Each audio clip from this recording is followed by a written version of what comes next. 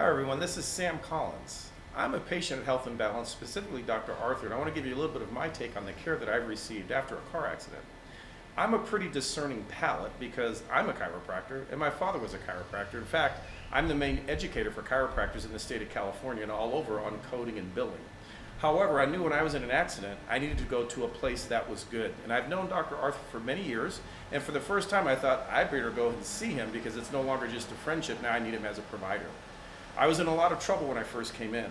My neck was really hurting much more than I thought it was going to be because everyone assumes it's going to be no big deal.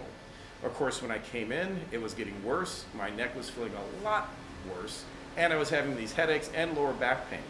X-rays revealed some pretty significant injuries that I wasn't aware of, but I felt pretty confident because Dr. Arthur immediately knew what needed to be done and where I was going to be able to go with this. Because I'm concerned, where's my long-term effects going to be? And I think that's really where I received the best care, is because it's focusing on what I'm going to do, not just from the acute nature of the injury, but how I'm going to do in the future with doing home exercises to prevent those things that we all know happen after an accident.